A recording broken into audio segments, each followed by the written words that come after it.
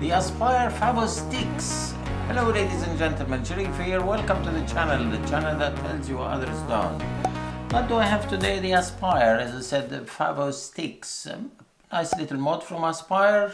It comes with 2 pods, 1000 mAh worth of a battery, Type-C charging. Very simple to use, is manual and auto as well. Let's go and have a look at it. I'll show you the small bits and pieces, and it's got a screen as well, and come back and vape on you after that and tell you what I think about it. The Aspire Favostix, the box is just a slide one, so you slide it out. Favostix innovate the way you vape. Okay, you got all the CE markings there. That's the contents, as you can see there. If you want to pause it and have a look, we'll go through it. Quite a simple one, really. Got the manual. It looks a bit of a thick manual, but it's all the languages in there.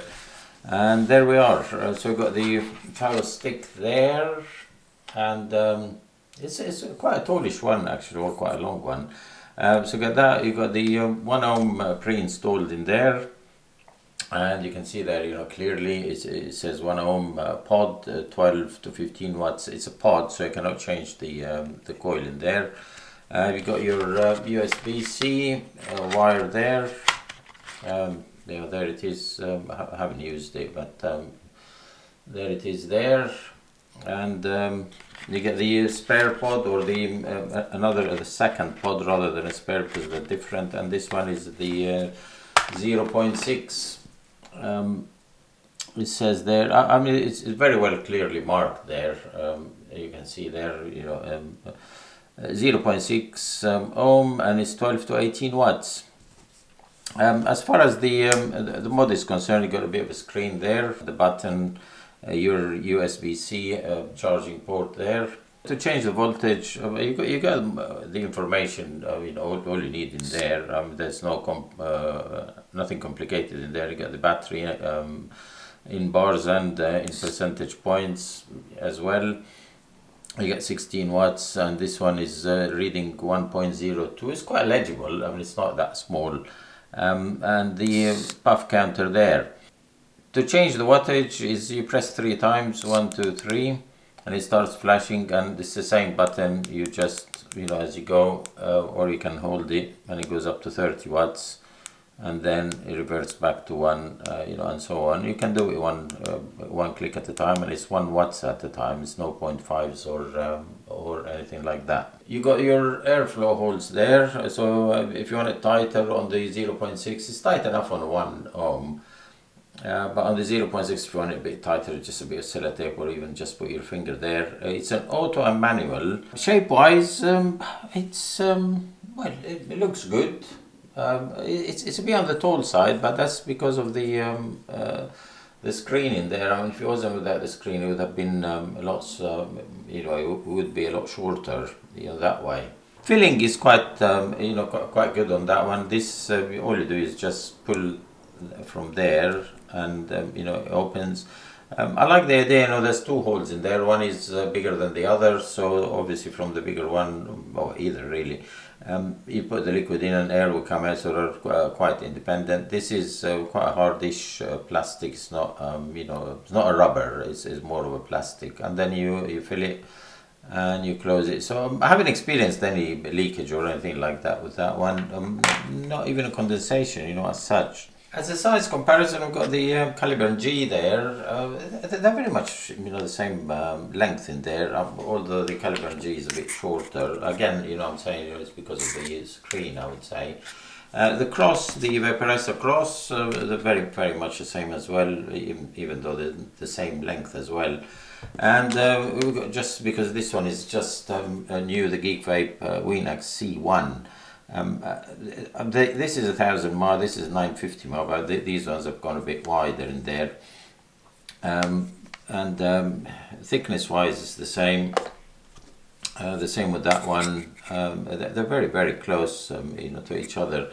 There's another one, shall we say, the Scepter, the Inokin Scepter. This one is it's comparable. Size wise, maybe it's a bit, just a bit wider. In that sense there, but this one is a 1400 milliamp hour worth of battery, as opposed to that one 1000, so it's time and a half really.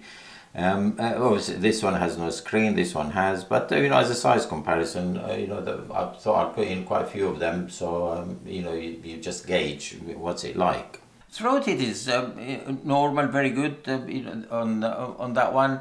I don't have a problem with that. So is the flavor is very nice. So there's no problem in there as well. However, I don't like this. The button, you need quite a bit of pressure on that one to get it to work. I mean, the Geek Vape one is, there is a bit of tension, shall we say. The button on the Geek Vape has got the some resistance in there, but this one the resistance is quite on the high side. So is the Caliburn, the Scepter, which is they all have very much the same resistance when you press the button, but on that one you need a bit more to get it to working. So some people may find it a bit cumbersome, shall we say.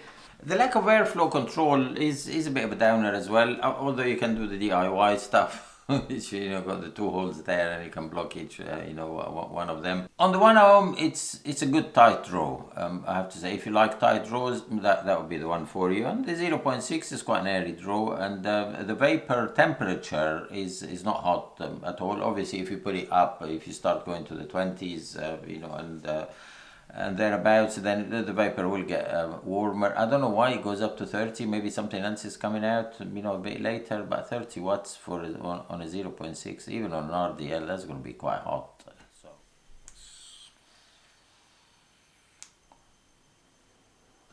got the 1 ohm coil in there, decent amount of vapor, flavor is very good as well. I've got a couple of things about it. We'll try the 0.6 as well. I'll tell you what, let's do it now. So that's the MTL one, the 1 ohm. And that's quite a tight draw on that one, on the 1 ohm one. It's just about right, the draw on that one. And that one is the 0.6. It's a good pull on it. It works quite well, the 0.6, but as well it's more of a restricted direct lung. Obviously there's a lot more air that goes into the 0.6 one, and it can get a bit warmer. 18 watts, thereabouts, it works quite well. The sensor especially on the 1 ohm coil or the 1 ohm pod, it cuts off just a fraction before you finish your drag. It does get a bit annoying for some. It does get a bit annoying for me, but let's try it. That's on the auto. Yeah, it does cut off just a fraction before that, and sometimes you do miss. So if you don't take a proper drag, the sensor isn't going to pick it up. It does cut off a bit, and sometimes you can miss it. The edges, that edge there, it's quite the edge is a bit on the sharp side in there. So I thought I'd let you know. The screen is very well. It's very legible and very easy to operate. At least tells you what sort of battery you have in there in percentage points as well as the bar is going down too. It would have been good if they included or if they'd done it with coils rather than pods, because to throw the whole pod, why. So that would have been better, to do a coil in there, and I think there is enough space. There is enough space actually. You can see in the back there, and the back of it there. There is enough space to put a Nautilus coil actually in there. That would have been really good. And now aesthetics, I think personally, I think it's a bit too big. It's a bit too long. It's just something about it that I'm not sure about. In holding it. Say this one. That's the Geek Vape, the Weedax. That one feels really nice in to hold. I mean, you can see, you've seen it in the close up. You can see there's quite a difference. Okay, they're gone for width. In here make it a bit, but aesthetically, it's really really nice to hold, and it works very well. This one takes coils.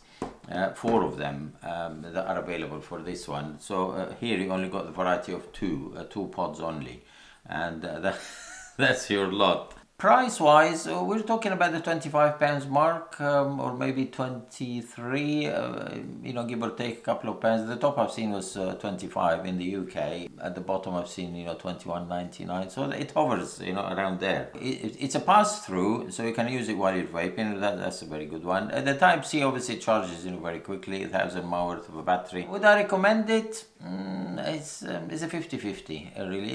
If I do love Aspire stuff, but this one has missed the mark actually on that one for some reason.